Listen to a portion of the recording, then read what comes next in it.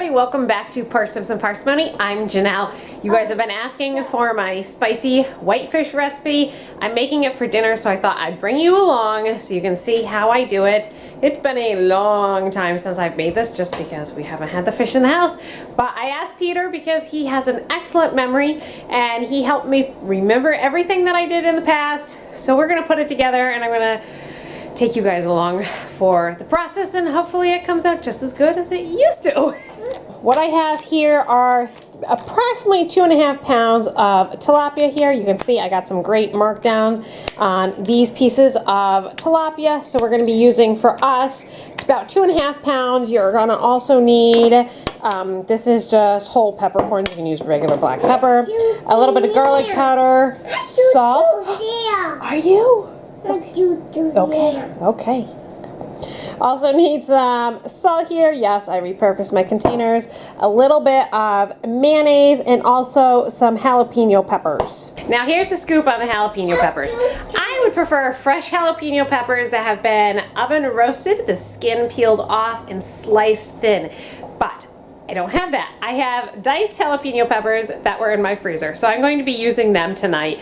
That being said, you can use, if you have frozen jalapeno peppers, you certainly can use those. If you have cut, if they're whole in the freezer or they're cut in half, go ahead and roast them, blister the skin and peel the skin off of them, and then slice them, put them on top of the fish. If you don't have frozen whole and you've just got diced, go ahead and use that.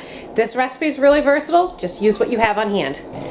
Lightly grease your cooking sheet. Preheat your oven to 375 degrees. I should say that I am not a professional fish cooker. If you guys know of a better way to cook this and still use the same technique, feel free to go ahead and do this. This is what I've come up with, and Peter loves it, I love it, so this is what I go with. So all I do is take a little spoonful of mayonnaise, about like that. I might need a little bit more. It all depends. I'll have to spread it around. And I put some on top of each piece of fish, being careful not to contaminate the spoon, and put it back in the mayonnaise container. And then just take a clean knife, make sure you don't dip this back into the mayonnaise, and spread this all over the top. Once those are all coated, I take some garlic powder, just sprinkle a little bit on that, not a whole lot, but just a little bit. Gives it just a little bit more flavor, just like that. And then go ahead and sprinkle this with salt and pepper. Again, not too much, but enough to give it some nice flavor. There, like that. All over fresh cracked black pepper. Yum. A little bit right here. Thank you. That's good. There is my fine display of jalapeno peppers.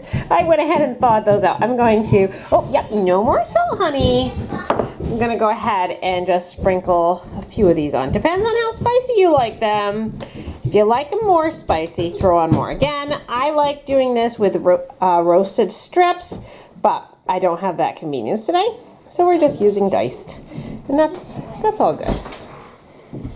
Use what you have. It helps save the budget by not throwing out what you have, and it makes sure nothing goes to waste.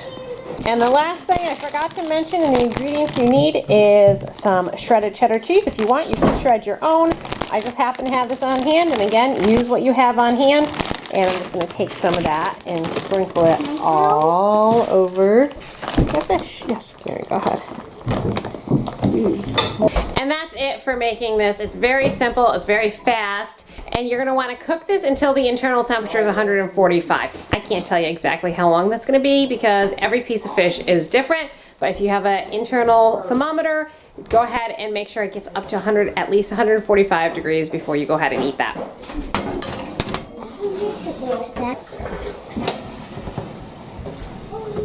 That's all there is to making this spicy, cheesy tilapia. I'll put a link for the recipe down below if you want to go ahead and print that out and try it out for yourself.